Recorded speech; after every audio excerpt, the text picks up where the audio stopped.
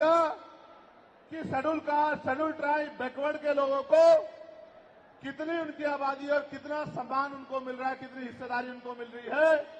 तो केंद्र सरकार जल्द से जल्द जातिगत जनगणना कराए। जब तक जातिगत जनगणना नहीं होगी तब तक सबसे पहले स्पष्ट ही नहीं होगा जो आज षड्यंत्र किया गया है और कुछ लोगों को जानबूझ के उनके मुंह से कहलवाया जा रहा है कि इस जाति का हिस्सा ये लोग खा रहे हैं, इस जाति का हिस्सा ये लोग खा रहे हैं, इस जाति का हिस्सा ये लोग खा रहे हैं। मैं चंद्रशेखर आजाद आपको वचन देके कहता हूं, अपने बहुजन समाज के सामने जातिवार जनगणना कराइए, उसके आंकड़े सार्वजनिक कराइए। अगर अंतिम पायदान पर रहने वाले जिनको डीएससी के भाई कहा गया है, जो हमारा परिवार है, अगर उनका 1% आरक्षण भी पॉइंट के बराबर भी कमजोर पड़ रहा होगा तो मैं वचन देता हूं कि इससे बड़ी रैली उनके समर्थन में हम लोग करेंगे। मैं फिर आपसे कह रहा हूं, आप याद करो, जब से इस देश में आरक्षण व्यवस्था लागू हुई है, इस आरक्षण को खत्म करने के लिए चाहे वो कांग्रेस पार्टी रही हो या भारतीय जनता पार्टी रही हो या और कोई मनुवादी दल रहा हो, इन्होंने एडी चोटी के जोर लगाए। और आज जिन जातियों को गाली दी जा रही है, ये वही जातियां हैं जिन्होंने अपने बच्चे कुर्बान कर दिए लेकिन अपने अधिकारों की रक्षा की और आज भी इस देश में आरक्षण बचा हुआ है, नौकरियां बची हुई है, हिस्सेदारी बची हुई है, राजनीतिक व्यवस्था कायम है, लोकतांत्रिक व्यवस्था है। तो धन्यवाद करना चाहिए उन जातियों का जिन्होंने अपने प्राणों का बलिदान दे दिया, लाठी डंडे खाए, गोलियां खाई, लेकिन अपने अधिकारों को छीनने नहीं दिया। सब लोगों को उनका धन्यवाद करना चाहिए। लेकिन दुश्मन का ये षड्यंत्र है और दुश्मन बड़ा समझदार है। दुश्मन जानता है कि 2 अप्रैल 2018 के बाद में ये दलित समाज एकजुट हो गया था। जब दलित समाज एकजुट हुआ तो वो ये सोचने लगे कि इनकी एकता को कैसे तोड़ा जाए। आप और मैं जानते हैं, जब हम मुट्ठी बनकर रहेंगे तो कोई हमारे अधिकारों को नहीं छीन सकता, लेकिन जब जब हम बट जाएंगे, एक उदाहरण के तौर पे बताता हूं, अगर आप झाड़ू की सिक्कों को इकट्ठा कर दोगे, वो सिक्के जो हैं एकजुट हो जाएंगे, उनको बांध दिया जाएगा तो वो सारा कचरा साफ कर देंगे।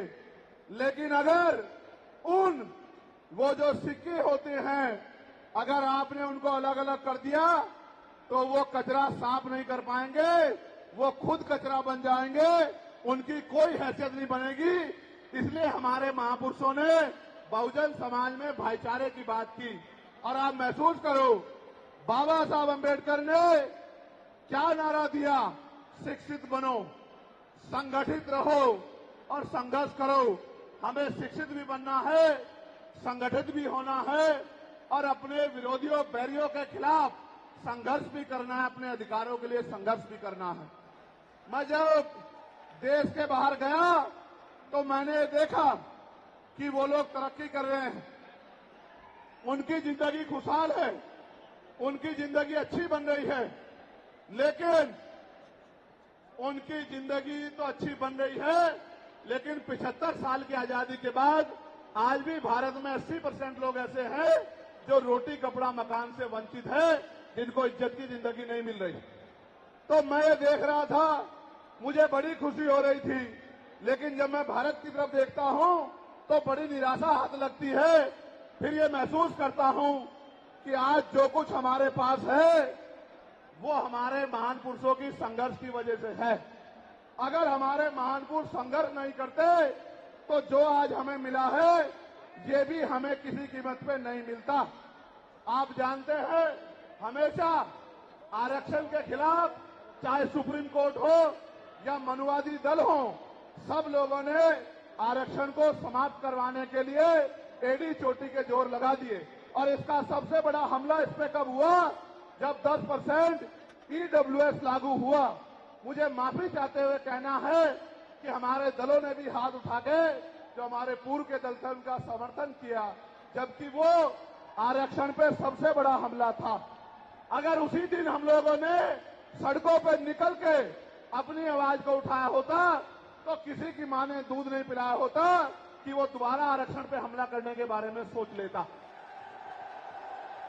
ये भाजपा के लोग जो सत्ता में बैठे हैं, इन्होंने वोट तो आपसे हमसे ली धर्म के नाम पे, भाईचारे के नाम पे, लेकिन सत्ता में आके ये लोग अपने लोगों का काम करने लगे, अपने महापुरुषों की विचारधारा को आगे बढ़ाने लगे और हम लोग रोटी रोटी के लिए मोहताज लोग, जुल्म जाति के शिकार लोग परेशानी की जिंदगी जीने लगे। मैं चाहता हूं कि जो जिंदगी हमारे लोग ऑस्ट्रेलिया में जी रहे हैं, ऑस्ट्रिया में जी रहे हैं, इटली में जी रहे हैं, यूरोप में जी रहे हैं, पूरे अमेरिका में जी रहे हैं, कनाडा में जी रहे हैं, हॉलैंड में जी रहे हैं, नीदरलैंड में जी रहे हैं, ऐसी जिंदगी की व्यवस्था भारत में भी हो। लेकिन ये तभी संभव है जब राजनीतिक शक्ति हमारे पास हो। अगर राजनीतिक शक्ति भाजपा और कांग्रेस के पास रहेगी तो हम लोग इज्जत की जिंदगी इस देश में नहीं जी सकते। इस बात को आप लोग मेरी ध्यान रखना। ये मैं नहीं कह रहा हूं, ये बाबा साहब अंबेडकर ने कहा, political power is the master की। राजनीतिक सत्ता वो चाबी है जो आपकी सारी परेशानियों का हल कर देगी। और राजनीतिक सत्ता जिनके पास है उनके लोग हजारों हजारों करोड़ रुपए लेके भाग जाते। उनके लोग उनके पूंजीपतियों के लाखों लाखों करोड़ रुपए माफ करते जाते। लेकिन अगर आपका 10,000 रुपए का बिल भी बाकी हो तो 10,000 रुपए का बिल भी अगर आप नहीं दोगे तो मुकदमा लिख के आपको जेल भेजने का काम सरकार कर देगी और आपके घर की कुर्की भी करा देगी। आप किसानों का, मजदूरों का हाल देख लो, आप नौजवानों का हाल देख लो, इस देश में क्या है। तो हमारी सबसे बड़ी मांग ये है, आप समर्थन करके बताना कि आप इस पर सहमत हो या नहीं हो। बताओ, जातिवार जनगणना होनी चाहिए नहीं होनी चाहिए? एक सुर में बताओ, होनी चाहिए नहीं होनी चाहिए? साथ साथ इस देश में जातिवार जनगणना के साथ साथ जितने भी सरकारी संस्थान हैं, चाहे वो जुडिशरी हो जहां से हमारे खिलाफ लगातार फैसले आते हैं, चाहे वो आर्मी हो, चाहे वो और कोई सरकारी संस्था हो, सब लोग सब जगह पे आरक्षण व्यवस्था लागू होनी चाहिए। बताओ, होनी चाहिए नहीं होनी चाहिए? दोनों हाथ उठा के बताओ, होनी चाहिए नहीं होनी चाहिए? बहुत अच्छी बात। साथ साथ हमारी ये भी मांग है जो मैंने पार्लियामेंट में भी उठाई कि निजी क्षेत्रों में आप इस बात को समझो गौर करके, इस देश में 2% सरकारी नौकरियां, कितने परसेंट? जोर से बताओ। 98% प्राइवेट सेक्टर है। कुछ ऑर्गेनाइज है, कुछ अनऑर्गेनाइज है। आप ये देखो, 2% में तो बंटवारा है, लेकिन 98% पे पुरानी सत्ता वाले लोग और आज की सत्ता वाले लोग सांप की तरह कुंडली मार के बैठे हैं। ना वहां SC/ST के लोगों का कोई प्रतिनिधित्व है, ना OBC के लोगों का है, ना ही मुस्लिम लोगों का है। तो हमारी मांग ये भी है कि अब समय आ गया है कि निजी क्षेत्रों में भी आरक्षण की व्यवस्था होनी चाहिए। होनी चाहिए नहीं होनी चाहिए? बताओ, दोनों हाथ उठा के बताओ, जोर से बताओ, होनी चाहिए नहीं होनी चाहिए? Very good, very good. साथ साथ हमारी ये मांग है कि प्रमोशन में रिजर्वेशन भी इस देश में लागू होना चाहिए। शेड्यूल कास्ट, शेड्यूल ट्राइब और बैकवर्ड के लोगों के लिए प्रमोशन में रिजर्वेशन भी सरकारी संस्थानों में लागू होना चाहिए। लागू होना चाहिए, लागू होना चाहिए? बताओ, जोर से बताओ। हमारी ये भी मांग है कि मंडल कमीशन की बाकी सिफारिशें भी लागू होनी चाहिए, क्योंकि जब तक मंडल कमीशन की बाकी सिफारिशें लागू नहीं होगी तब तक पिछड़े वर्ग के लोगों को बराबर की हिस्सेदारी और सम्मान नहीं मिलेगा। हमारी ये भी मांग है, सरकार कह रही है कि क्रीमी लेयर लागू करना चाहिए और जज साहब भी कह रहे हैं क्रीमी लेयर लागू करना चाहिए।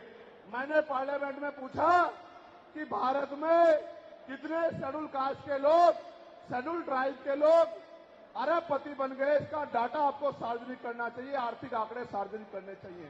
तब हमें पता लगेगा कि क्रीमी लेयर की स्थिति में हम आए या नहीं आए।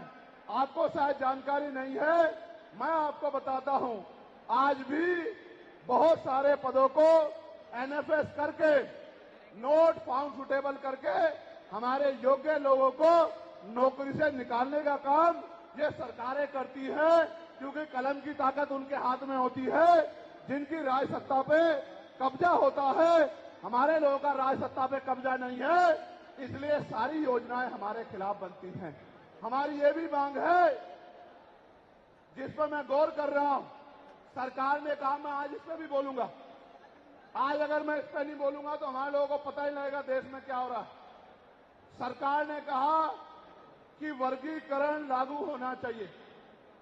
मैंने आपको बताया कि बातें तो बहुत लोग करते हैं, लेकिन जब आरक्षण पे हमला होता है, जब और किसी तरीके से आरक्षण को खत्म किया जाता है, जब गांव-गांव जाके लोगों को समझाने का प्रयास किया जाता है, तब जिन जातियों को आज सरकार के इशारे पे गाली दी जा रही है, उनको ही उन्हीं की जिम्मेदारी मान के लोग घर में बैठ जाते हैं कि भाई यही आरक्षण की रक्षा करेंगे, यही अधिकारों की रक्षा करेंगे। लेकिन सच ये है, अगर सरकार की मंशा वर्गीकरण के जरिए वास्तविकता में निचले पायदान पे बैठे अंतिम व्यक्ति को ऊपर उठाने की होती, तो जिस तरह से 10% आर्थिक आधार पर आरक्षण की व्यवस्था की गई थी, 10% आरक्षण की व्यवस्था डीएससी के भाइयों के लिए, डीएससी परिवारों के लिए सरकार कर सकती थी। उनका कोई मतलब नहीं बैठता था कि इन्हीं में टुकड़ा डाल दे, क्योंकि सरकार जानती है इनमें बंटवारा हो जाएगा तो इनके खिलाफ आंदोलन आसान हो जाएगा, इनको पता भी नहीं चलेगा कब इनके अधिकार खत्म हो गए। मैं आपसे कहना चाहता हूं, सरकार बताए उनके पास वर्गीकरण की क्या पॉलिसी है, किस आधार पे वो वर्गीकरण करना चाहते हैं, कौन से आंकड़े उनके पास है, कौन से डाटा उनके पास है। मैं सरकार से जानना चाहता हूं, सरकार कमेटियां बना दे और वर्गीकरण किस फॉर्मूले पे करेगी ये भी बता दे। हम सरकार को भी सुनना चाहते हैं। अभी देश में पिछले दरवाजे से कुछ नहीं होगा, जो कुछ होगा आमने सामने होगा। अगर हमारे अधिकारों की बात आएगी तो लड़ाई आमने सामने लड़ी जाएगी। सरकार ये भी बताए क्या वह रोस्टर में बदलाव करेगी, क्या सरकार रोस्टर में बदलाव करेगी, सरकार बताएगी। हमारे लोग तो अभी सही तरह से चीजों को नहीं जानते हैं। मैं ये भी विश्वास दिलाता हूं, स्पेशली डीएससी के भाइयों को कह रहा हूं, मेरी बात को गौर से सुनना। स्पेशली डीएससी के भाइयों को कह रहा हूं, उन जातियों को जो लोग आंदोलन कर रहे हैं, आपको एहसास नहीं है, जब देने की बारी आएगी हम बताएंगे अपने भाइयों को किस तरह से आगे बढ़ाया जाता है, किस तरह से उनकी हिस्सेदारी दी जाती है। अभी तो हम पे देने कुछ है ही नहीं। मैं आपको विश्वास दिला कहता हूं, डीएससी के जो हमारे भाई हैं, वाल्मीकि समाज के भाई हों, धानुक समाज के भाई हों और बागड़ी समाज के भाई हों और किसी सैसी समाज के भाई हों, मैं चंद्रशेखर आजाद वचन देके कहता हूं बहुजन समाज के सामने, ये हमारी आपसी बातचीत है। आप दुश्मन के इशारों पे काम मत करो, हम लोग बैठ के अपनी लड़ाई को निपटा लेंगे। हम लोग अपने आप बैठ के चर्चा करके आपके साथ बैठ के, अगर कहीं हमें कुछ डर भी है, आप चीजों को नहीं समझ पा रहे हो या हम लोग समझा नहीं पा रहे, अगर आपको अधिकार मिलता है तो बताओ, हमारे किसी व्यक्ति को तकलीफ है क्या? बताओ, अगर हमारे डीएससी के भाइयों को अधिकार मिलता, बताओ, हाथ उठा के बताओ, तकलीफ है क्या हमें किसी को? ये इतना बड़ा जन समूह गवाही दे रहा है, अगर डीएससी के भाइयों को कुछ मिलता है तो हमें तकलीफ नहीं है। लेकिन हम इस सरकार की मंशा को जानते हैं, हम इस सरकार को जानते हैं, इनके चरित्र को जानते हैं। ये देना कुछ नहीं चाहती, ये तो इसको अटका के रखना चाहती हैं। आप ये देख लेना, इन्हीं के कुछ लोग पायलट सुप्रीम कोर्ट चले जाएंगे। जैसे उदाहरण के तौर पे गौर करो, 69,000 शिक्षक भर्ती में सरकार ने 20,000 पदों पे घोटाला किया। हम लोगों ने आंदोलन किया तो सरकार ने 6,800 नियुक्ति की लिस्ट जारी की। फिर अपने लोगों को हाईकोर्ट भेज के उस पर रोक लगवा दी। फिर हाईकोर्ट पे फिर हमारे लोग लड़े तो उन्होंने कहा दोबारा लिस्ट जारी करो, इनको अधिकार मिलना चाहिए। तो वोट लेने के लिए हमारे लोगों के सामने कहा कि भाई मिलना चाहिए, हम समर्थन करते हैं, लेकिन अपने लोगों को सुप्रीम कोर्ट भेज दिया और सुप्रीम कोर्ट में इनके बैठे जजों ने फिर से उस पर रोक लगा दी। इसलिए हमें इनकी नीयत पे शक होता है। मुझे डर ये भी है, अगर ये अधिकार स्टेट गवर्नमेंट को दे दिए गए तो ये कॉन्स्टिट्यूशन का तो बहुत बड़ा वॉयलेशन होगा ही, 340 का, 341 का, लेकिन AB का। लेकिन सबसे बड़ा खतरा ये है कि कल जो सरकार सत्ता में आएगी वो किसी भी अन्य जाति के लोगों को शेड्यूल कास्ट में उनको शामिल करके आपके पूरे अधिकार को छिन-भिन कर सकती है। अगर ये पावर स्टेट को मिल गई, हमें सरकार की मंशा पे सिर्फ शक है। हमने ये भी मांग किया, आपको याद होगा, यूपी के साथी हमारे जानते हैं, हमने 2 साल पहले, पौने 2 साल पहले मांग की थी कि जो 52% ओबीसी हैं उनको 27% रिजर्वेशन सुप्रीम कोर्ट के लोगों ने दिया, आबादी से आधा। सुप्रीम कोर्ट ने मंडल कमीशन की रिपोर्ट के बाद ना चाहते हुए सरकार ने कर दिया, तो सुप्रीम कोर्ट ने अपने तरीके से रोक लगा के 27% दिया। हमने मांग की पौने 2 साल पहले यूपी में गोरखपुर में पीसी करके कि ओबीसी की आबादी तो 52% ही है, तो 15%, 27% से अलग 15% आरक्षण की व्यवस्था अलग से अति पिछड़ी जातियों को करानी चाहिए। मांग हमने पौने 2 साल पहले उत्तर प्रदेश में उठाई थी। उसके बाद उसी दिन हमने मांग उठाई, क्योंकि हमें न्याय चरित्र है। हम बाबा साहब अम्बेडकर को, मान्यवर काशीराम साहब को अपना नेता मानते हैं, हम ज्योतिबा फूले साहू जी महाराज को अपना नेता मानते हैं। हमने मांग उठाई थी, हम मामला रामसू वर्मा और सर छोटू राम को अपना नेता मानते हैं, हम चौधरी महाराज सिंह भारती को अपना नेता मानते हैं, हम कोतवाल धन सिंह गुर्जर को अपना नेता मानते हैं। हमने मांग उठाई थी कि भाई हमारी आबादी बढ़ रही है, 2011 के बाद जनगणना नहीं हुई और जो जनगणना हुई उसके आंकड़े जारी नहीं हुए। इसलिए हम लोग मांग करते हैं कि जिन जातियों को अवसर नहीं मिले, पहले तो उनको तैयार किया जाए और फिर उनको 5% अतिरिक्त आरक्षण शेड्यूल कास्ट में 15% अतिरिक्त देकर उनको मुख्य धारा में लाया जाए। जब हम 2 साल पहले इसकी मांग कर रहे हैं तो हम डीएससी के भाइयों के विरोधी कैसे हो सकते हैं, आप लोग बताओ। तब तो वो आंदोलन भी नहीं चला रहे थे, हम तो आंदोलन चला के मांग कर रहे थे कि मिलना चाहिए, मिलना चाहिए। लेकिन मैं आज भी कहता हूं, हमारी ये मांग है कि अब समय आ गया देश में कि आरक्षण की सीमा बढ़ाई जानी चाहिए, आरक्षण की कैप खत्म की जानी चाहिए और 100% रिजर्वेशन इस देश में लागू होना चाहिए। जिसकी जितनी संख्या भारी, उसकी उतनी हिस्सेदारी का लाभ उनको मिलना चाहिए। आप फिर कह रहा हूं, जातिगत जनगणना कराओ और 100% आरक्षण करो। मैं तो स्वर्ण जातियों का सबसे बड़ा हितैषी हूं, उनको 10% आरक्षण क्यों दे रहे हो? मेरी ये मांग है। मैं तो अपने लोगों के आरक्षण में से भी उनके लिए मांग करता हूं। उनकी आबादी तो 15% भी नहीं है।